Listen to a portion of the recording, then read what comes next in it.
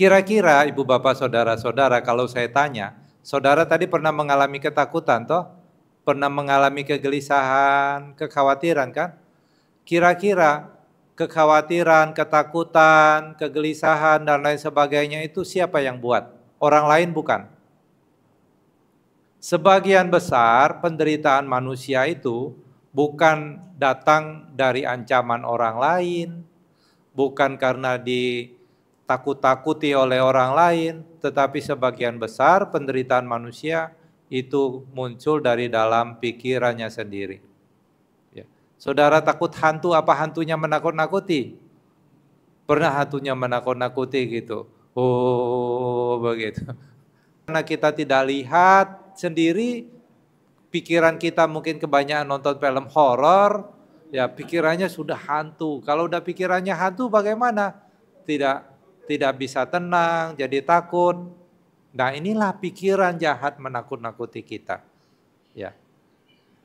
Ada lagi satu pengalaman dulu waktu saya di Sri Lanka. Jadi kita tudong ya di hutan, ya sudah malam, terus mau cari tempat menginap. Ada satu goa, saya nginap di goa itu sendiri, saya sendiri saja. Goanya separuh ruangan inilah besar. Ya. Di dinding goanya itu semua ditulisi oleh tulisan Singhala pakai arang. Orang kampung cerita dulu Bante ada biku yang tinggal di sini gila katanya gitu. Saya masuk ke dalam gua itu perasaan saya sudah tidak enak karena gelap sekali dan tidak ada lampu. Perasaan saya ada yang mengawasi saya begitu. Waduh, batin saya sudah tidak tenang. Ya, tidak tenang, sepertinya ada yang melihati gerak-gerik saya itu gitu. Ada sesuatu. Tapi waktunya saya mau tidur, saya bilang, saya mau tidur, mau dicekek hantu, cekeklah. Gitu. Jadi besoknya ternyata ya saya sehat-sehat saja tetap bangun. Bayangkan kalau saya tidak menundukkan pikiran yang terus mengancam, menakut-nakuti, bisa tidur tidak? Tidak bisa tidur. Terus kalau tidak bisa tidur, siapa yang rugi? Diri sendiri. Padahal belum betul-betul lihat hantunya. Kalau betul-betul lihat hantu kan justru juga bagus toh. Jadi terbukti apa yang Sang Buddha katakan toh, ada alam peta, ada alam yaka, kan terbukti. Nah sebagian besar orang menderita itu karena pikirannya sendiri. Oleh karena itu mau tidak mau kita harus mengembangkan kesadaran.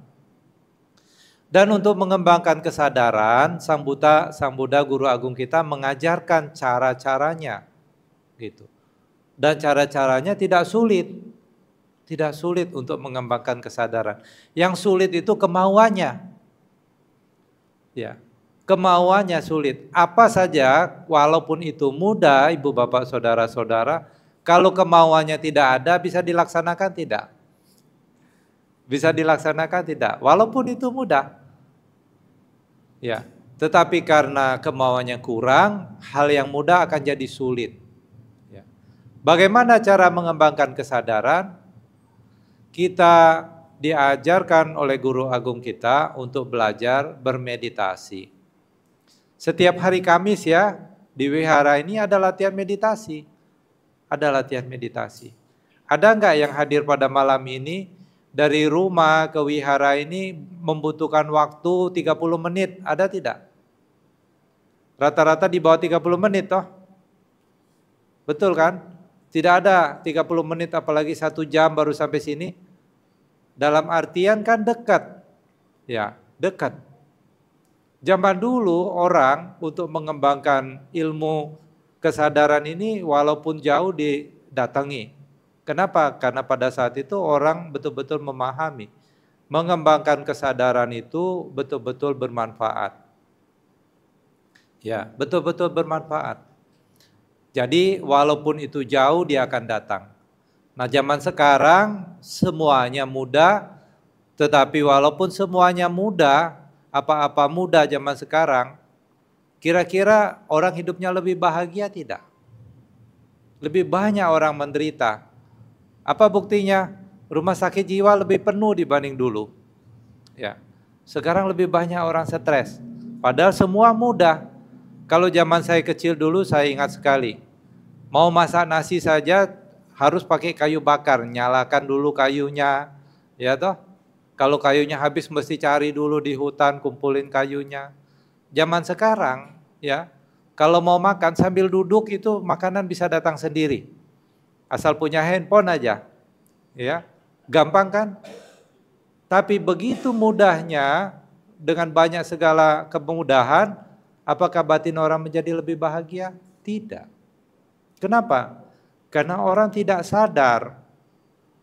Orang yang tidak sadar ketika dia mengalami ketidaknyamanan, ketika dia mengalami apa yang tidak sesuai dengan keinginannya, tidak sesuai dengan harapannya. Dengan kata lain, ketika orang berhadapan dengan duka, orang yang tidak sadar mencari solusi untuk bisa bebas dari duka, apa yang dia lakukan? Mengejar suka.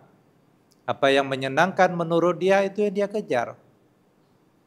Kalau orang ingin bebas dari penderitaan, mengejar sesuatu yang dianggap menyenangkan, itulah jalan menuju kebahagiaan, berarti dia tidak sadar. Batinnya tertipu. Sang Buddha katakan, kalau kita misalnya bosan di sini, kemudian tidak nyaman sini, pergi ke sana. Nanti sudah pergi ke sana yang kita pikir menyenangkan, tinggal beberapa saat, bisa muncul bosan lagi tidak? Bosan lagi. Kalau bosan di sana apa yang dilakukan? Pergi lagi ke tempat yang dipikir menyenangkan. Ya toh? Terus manusia mengejar kesenangan dari satu kesenangan ke kesenangan yang lain. Kalau itu dilakukan terus-menerus, dia akan ketemu enggak sesuatu yang betul-betul menyenangkan, yang betul-betul membahagiakan? Tidak bisa ketemu. Jadi lari dari satu kesenangan, bosan, cari lagi kesenangan yang baru, bosan, cari lagi terus. Kesenangan bisa datang dari mana? Dari mana? Dari 6 pintu. Kesenangan bisa datang dari mata, kesenangan bisa datang dari telinga, kesenangan bisa datang dari hidung, kesenangan bisa datang dari lidah, dari kulit, atau dari objek-objek yang bisa dipikirkan. Kalau lidah ketemu makanan yang sesuai cita rasanya, senang tidak? Senang. Kita kalau senang, kita nikmati, ingin tambah lagi. Besok karena itu enak, kita makan lagi barang yang sama. Lusa makan lagi, 1 minggu makan barang yang sama. Masih senang tidak? Coba kalau enggak. Senang terus jangan ganti. Makanannya itu terus. Semua kesenangan-kesenangan indria itu tidak betul-betul memuaskan. Kenapa? Karena kesenangan itu bisa berubah. Perasaan kita terhadap apa yang menyenangkan bisa berubah tidak? Bisa berubah. Walaupun barangnya tidak berubah, kesenangan kita terhadap apa yang kita senangi pada awalnya, perasaan itu bisa berubah. Dan ketika perasaannya berubah, kesenangannya juga lenyap. Kalau orang terus untuk bahagia mengejar kesenangan indria, usia 100 tahun itu tidak akan cukup. Ya, tidak akan cukup. Sebagian mungkin sudah hidup separuh jalan, ya, separuh kehidupan sudah dilewati, 50 tahun, ada yang 60 tahun, ya. Sudah ketemu belum objek-objek indria yang betul-betul memuaskan sampai kita tidak mau lagi yang lain? Apapun kesenangan indria bertahan sesaat kemudian lenyap. Jadi kalau kita terus mengejar kesenangan indria, berarti batin kita tidak sadar. Kita ditipu sama pikiran-pikiran kita sendiri. Kita ditipu sama persepsi-persepsi kita sendiri. Ya. Sang Buddha sudah tercerahkan, mampu melihat bahwa apapun yang bisa berubah di dunia ini tidak memuaskan. Ya toh?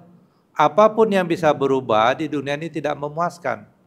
Tapi manusia yang tidak mengerti Dhamma, dia pikir apapun yang menyenangkan itu, itulah kebahagiaan.